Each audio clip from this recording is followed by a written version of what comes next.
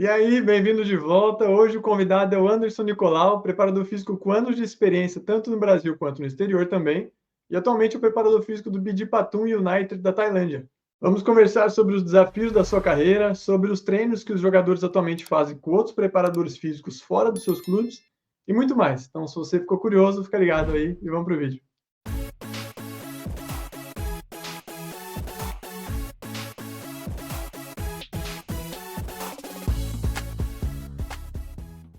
Anderson Nicolau, seja muito bem-vindo aqui ao meu canal Carreira Futebol. Toda semana eu tento trazer um convidado diferente, de uma área diferente dentro do futebol, para a gente conhecer um pouquinho mais, né?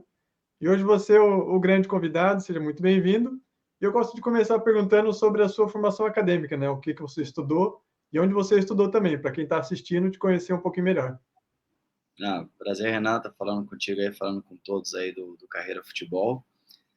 Eu sou formado em Educação Física, onde a gente fala que assim, a gente só fez a formação de Educação Física, porque depois aí, formação, cursos, atualmente estou finalizando um mestrado em futebol, em preparação física de futebol, né, do professor Ortega, na Espanha, e aí são N cursos voltados principalmente para preparação física, para performance, né, mas a formação inicial, ela é de Educação Física. Eu comecei a faculdade na FEFISA, antiga FEFISA, em Santo André, e depois eu me transferi, no meu estágio, à época, final do segundo ano, um estágio em Belo Horizonte, e aí eu mudei a faculdade para lá e acabei concluindo lá no UniBH. E aí depois disso, falei que foi só o começo foi lá, né? Porque não parar, não pode parar, né? Boa. E agora sobre a sua trajetória profissional, né? Quais os clubes que você já trabalhou? Se foi sempre na função de preparador físico também ou não? Conte um pouquinho para a gente. Eu entrei já na faculdade voltado, assim, o pensamento era único e exclusivo para ser preparador físico de futebol. Foi assim, já meio que determinado. E é normal, né? Tem gente que entra na faculdade pensando em uma área e vai conhecendo inúmeras áreas e acaba se especializando em uma modalidade específica, né? No caso da educação física. Só que no meu caso, não. No meu caso, era realmente a preparação física. Então, tanto que essa minha troca de faculdade, ela foi devido a essa questão de estágio. Eu já comecei a fazer estágio logo no primeiro dia de faculdade, até sempre que eu tenho oportunidade, eu falo bastante sobre ele, que foi com o professor Luiz César, que é Luiz César Martins, né, que é o antigo Cezinha. Infelizmente ele veio a falecer, né, ele era o fisiologista da Chapecoense naquele fatídico acidente, e ele tinha uma empresa de fisiologia na época que eu estava na faculdade. Então a gente na época fazia muitas avaliações físicas, né, nos clubes. Os clubes não tinham a figura do fisiologista própria no clube à época, né? Então eles contratavam uma empresa para estar fazendo as avaliações físicas. Então ali eu já comecei fazendo, e aí no final do segundo ano sai um estágio para mim em Belo Horizonte, né, no Cruzeiro, e eu transfiro a faculdade para poder estar fazendo essa parte de estágio, tudo. Só que aí quando eu cheguei lá teve uma oportunidade de fazer um estágio mais na prática mesmo, assim. Tem um clube de formação, né, muito famoso lá em Belo Horizonte, principalmente nos anos 80. É um clube somente com categorias de base. E aí eu fui convidado para ser o preparador físico das categorias juvenil, infantil e juvenil. Tinha um profissional lá, né, que me supervisionava, mas eu já fui fazer ali a parte já de estágio dali. Eu fico ali no final da faculdade. E aí, quando eu termino a faculdade, eu tenho um convite para já ser o preparador físico da equipe profissional da Francana, na Série A3. Então, eu já saio da faculdade direto para a Francana, aí fico na Francana, depois eu vou para o Social, em Minas, já a primeira divisão do Campeonato Mineiro, depois Guarani de Divinópolis. Vou para o Gama de Brasília, fico lá 2 anos no Gama, em Brasília. Depois eu vou para o Ipatinga, onde eu fico 2 anos no Ipatinga também. E depois do Ipatinga eu recebo a proposta para ir para o Iraque. Aí eu vou para o Iraque, fico também 2 temporadas no Iraque. Depois do Iraque eu me transfiro para o Buriram, da Tailândia. Do Buriram ao Faisal, da Arábia Saudita. Retorno para um clube aqui na Tailândia, que era o Chiang Rai United. Do Chiang Rai eu vou para o Cruzeiro Montong da Tailândia, Buriram novamente, e Ponte Preta, e agora no Bijipatu. O resumo aí. Já rodou um pouquinho já, né? Ah, é. Falando assim é fácil, né? Você acabou de citar aí a sua trajetória, né, já trabalhou em vários lugares. Eu queria saber quais desses lugares foram mais desafiadores, se você pudesse citar um, assim, por exemplo. Com certeza, assim, na minha avaliação, o local mais desafiador foi no Iraque, né? Porque era um país um pós-guerra, ainda não era totalmente pacificado, né? Então você vai contra a família, né? Ninguém queria que você fosse, toda aquela situação.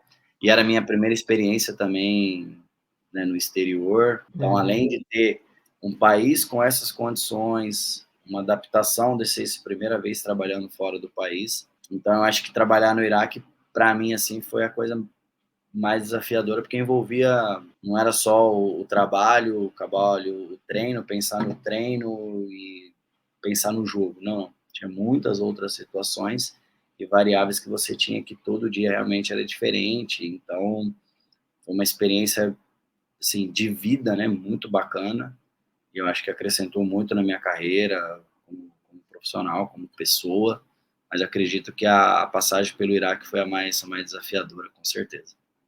Foi o pacote completo, né? Era cultura, era idioma, era política, era de tudo um pouco. Tudo, tudo, sabe? E assim, tinha dia que o jogo, né, o treino, era o menos importante, né? Então, você tem que balancear esse lado do que é a performance e do que é a vida do atleta, né? E do ser humano, nesse caso. Então, assim, era bem, foi bem desafiador, assim, mas muito, muito prazeroso, muito interessante tudo que eu vivi, assim, e guardo excelentes recordações do período que eu vivi lá. Boa. Agora eu queria saber se teve alguma adaptação muito significativa nos seus treinamentos ao mudar de um país para o outro. Assim, a primeira vez que você vai, né, tanto essa para o Iraque quanto na minha primeira aqui para a Tailândia, sempre você tem que adaptar algumas coisas, né? E nós temos o futebol aí no Brasil muito claro na nossa mente, que eu falo nossa em linhas gerais, né, que o futebol é uma prioridade. E aqui, principalmente na Ásia, não.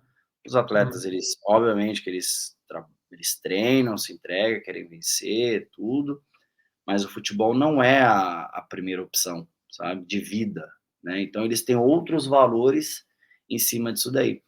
E aí alguns aspectos como a conscientização do nível de profissionalismo, da alimentação, descanso, todos esses parâmetros que nós levamos muito em conta devido à busca incessante da alta performance, de querer sempre estar no máximo da performance desportiva e a busca incessante por resultados, ela aqui não é dessa forma. Não é que eles não querem, eles querem tudo. Só que o limiar deles é um pouquinho mais baixo daquilo que hum, nós desejamos para eles, né? Então a uhum. gente tem sempre que adaptar. Pô, às vezes você quando vai realizar um trabalho no Brasil, né, em outras culturas, né, no futebol, a gente tem uma questão das questões das cargas e de todos os trabalhos. E aqui você, se a gente for, no primeiro momento, quando você vai colocar a primeira carga de trabalho, ela é impactante, né? Então você tem que adaptar. E nos primeiros dias você se consome, né? Fala, gente, tá pouco, né? Só que tá pouco quando a gente compara em um outro cenário, né? Então acho que essa Uhum. adaptação ela é muito interessante e é uma coisa que você tem que fazer esse exercício diário, né? Então, mas eu Entendi. acredito que a mudança no treinamento ela se dá muito mais devido a essa questão das cargas de trabalho, né, daquilo que nós projetamos, esse trabalho mental do nível de conscientização e profissionalismo que nós buscamos. Próxima pergunta que eu queria te fazer, né? Você, como preparador físico, tem essa curiosidade. Hoje em dia é muito comum os atletas trabalharem com preparadores físicos particulares fora dos clubes, né? Em trabalhos complementares. Qual que é a sua visão sobre esse tipo de atividade? É um tema amplo, né? Eu não sou contra, sabe? Eu acho que assim, na verdade, até uma área que vem sendo explorada devido talvez por uma lacuna que o clube, né, o clube deixou ela acontecer. O que eu sempre falo isso quando nos clubes que eu trabalho, e assim, sou muito aberto com relação a isso, então alguns jogadores chegam, olha, eu faço um trabalho, tem um personal, tudo. Então eu entro em contato, eu peço para entrar em contato comigo. Isso não tem problema algum, até para nós alinharmos a situação de treino, né, tudo que Sim. vai acontecer. Então eu sou muito aberto com relação a isso. Já teve ocasiões eu dividi a programação semanal, sabe? Olha, vamos fazer isso essa semana, isso. Então, assim, eu acho que tem que se trabalhar em conjunto e tem espaço para todo mundo. Eu só penso que, assim, nós temos que tomar muito cuidado, principalmente relacionado às variáveis que vão ser trabalhadas, porque não, você tem um trabalho da tarde que vai ser trabalhado uma variável. E aí chega pela manhã, o atleta faz um trabalho muito mais forte que ele iria já realizar à tarde, porque a gente não tem o controle, não está sabendo. Uhum. Então, se não tem essa comunicação, o problema ele vai vir. E o que eu sou contra, eu sempre falo isso, é assim, muitas vezes, quando ao final de uma temporada com sucesso, aquele profissional que acompanha o jogador, ele vai ter as glórias, né? Então, você posta no Instagram, pô, campeão, você merece, todo o trabalho do ano, valeu, parabéns, tudo mais. Só que se ao longo do processo tem algum problema, a culpa é do profissional do clube. Então, assim, vamos nos méritos e vamos nos deméritos. A glória ela é nossa e a culpa também ela é nossa, né? Porque é muito fácil. Se deu certo, opa, beleza. Né? O pessoal do clube lá tá errado, não sabe nada. E não é assim. E o que eu costumo falar é o seguinte: nós temos que saber que, primeiro de tudo, tem o trabalho do treinador. Que o atleta eles tem que estar apto para executar as funções da comissão técnica, especificamente do treinador.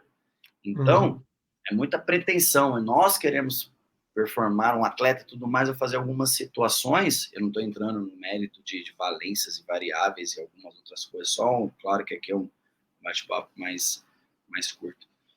Mas a gente tem que saber que o atleta ele tem que estar apto para treinar para o treinador. E no treino do treinador, ele vai acelerar, desacelerar, vai saltar, vai sprintar, vai bater na bola, vai ter pressão psicológica, né?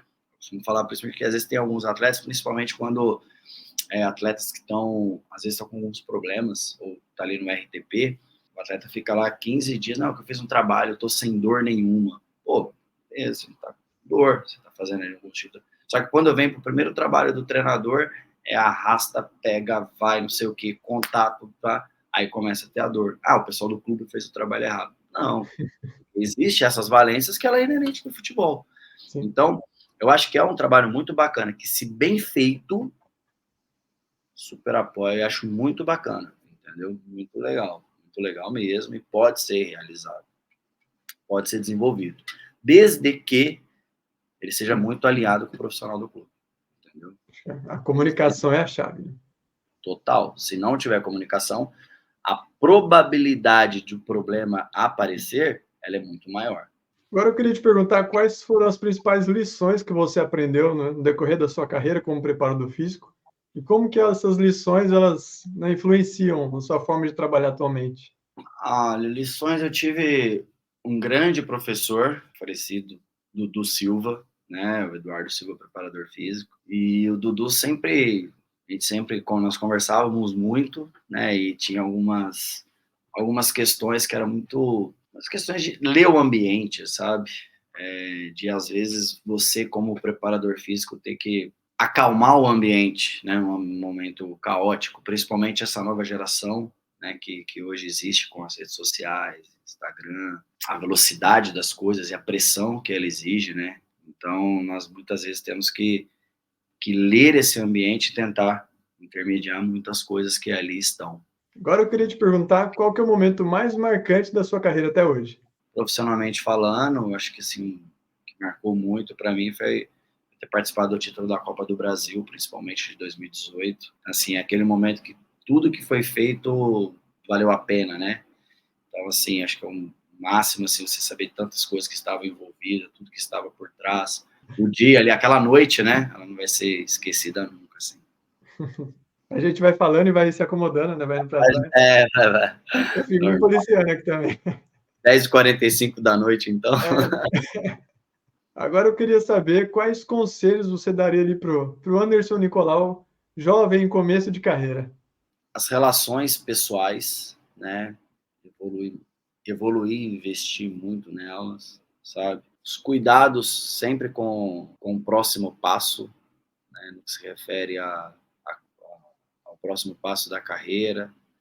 Talvez aquela oportunidade que você achou que era o momento, talvez não ter ido, sabe? Ou uma outra oportunidade que passou que era para ter ido, entendeu?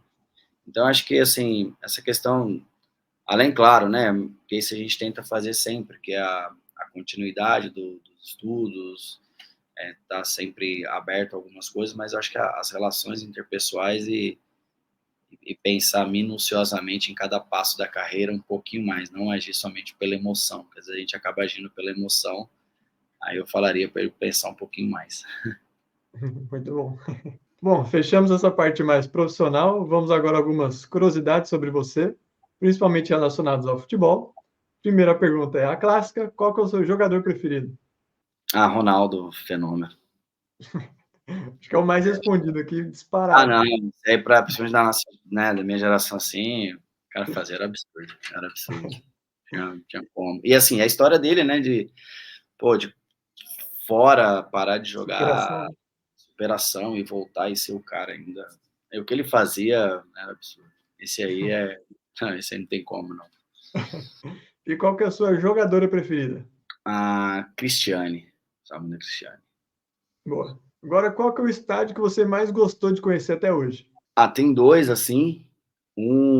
Claro que é o Maracanã, né? Que é o templo pra gente, né? Então, Maracanã assim, acho que quando você entra, né? Quem convive, vive futebol desde criança, né? Você entrar no Maracanã, acho que é incrível, assim. E fora do país,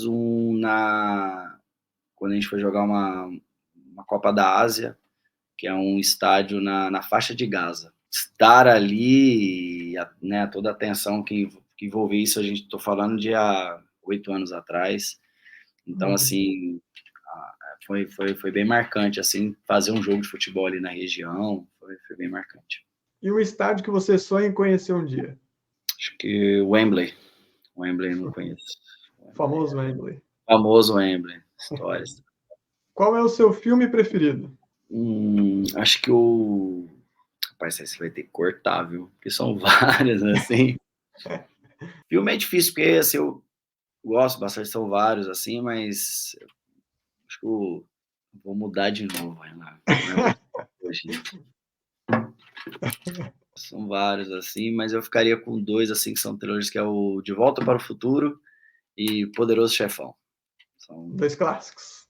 dois clássicos. Vou nos clássicos, para não errar. Mas dois, qualquer desses dois aí não erra, não.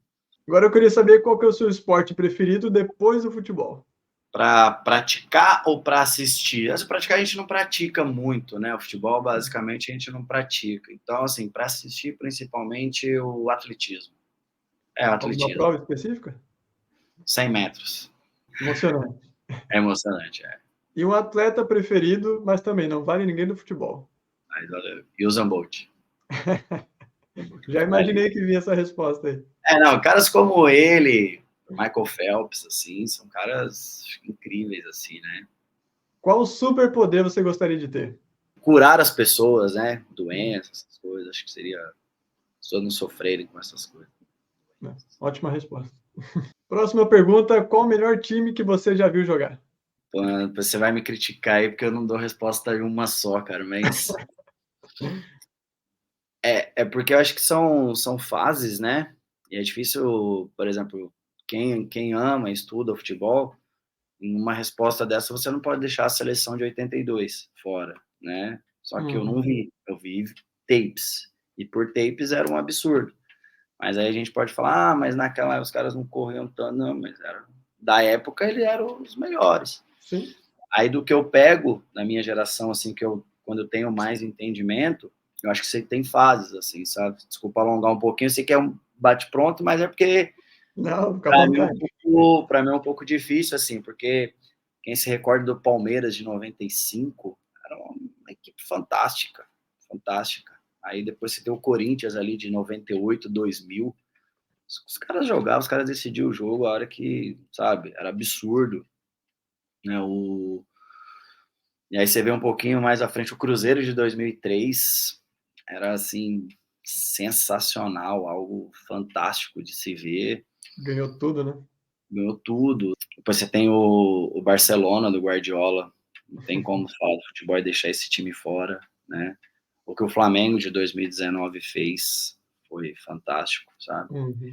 E por mais que seja maluco, assim, que eu vi, aí trazendo aqui pra minha realidade, o time do Buriram de 2015 aqui, sabe?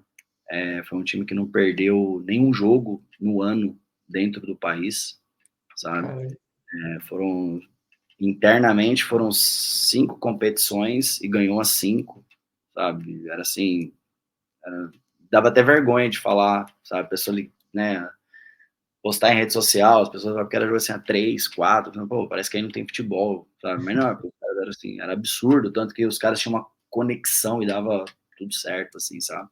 Agora, para fechar nosso papo aqui, a última pergunta que eu queria te fazer é como você gostaria de ser lembrado? Acho que é um cara, assim, correto, que tentou ajudar o máximo possível, quando não ajudou porque não foi possível, entendeu? Mas que às vezes assumiu coisas que não era dele à época, mas para que as coisas pudessem acontecer, ele assumiu. Mas um cara que, assim, vai tentar, sempre tentou fazer de tudo para ajudar. Isso não deu certo, é porque não tinha mais o que fazer, entendeu? Era o cara correto. Isso é importante. Acho que é o mais importante, né? Mais importante, concordo. Anderson, eu queria te agradecer ter aceitado o meu convite aí. Nos conhecemos através de um amigo em comum, né, o Nicolas Treviso. Um abraço para o Nicolas também. E deixa esse espaço agora aqui para você divulgar suas redes sociais também, se você quiser, né, seu LinkedIn, e encerrar o nosso vídeo aqui. Não, eu que agradeço a oportunidade, né? É sempre bacana a gente estar tá relembrando algumas coisas da carreira, tá falando, né, sobre o que a gente já passou, o que pensa. Parabéns aí pelo canal, sucesso também. O Nicolas, como você falou, né, um profissional espetacular que a gente fez aí, um amigo que a gente fez aí no mundo do futebol. A gente está à disposição, né? Sempre que alguém precisar de alguma coisa. No Instagram ali, né, tá? Você vai marcar lá em Anderson Nicolau. E aí, quem precisar lá, a gente vai batendo um papo aí. Sucesso para você e para todos aí. É isso, obrigado. Pô, chegou até o final do vídeo, não deixou o like, é sacanagem, né? Aproveita, deixa o like aí, se inscreve no canal também, vai me ajudar muito. E compartilha esse vídeo com o seu amigo que tem interesse nessa área. Valeu pela moral e te vejo no próximo vídeo.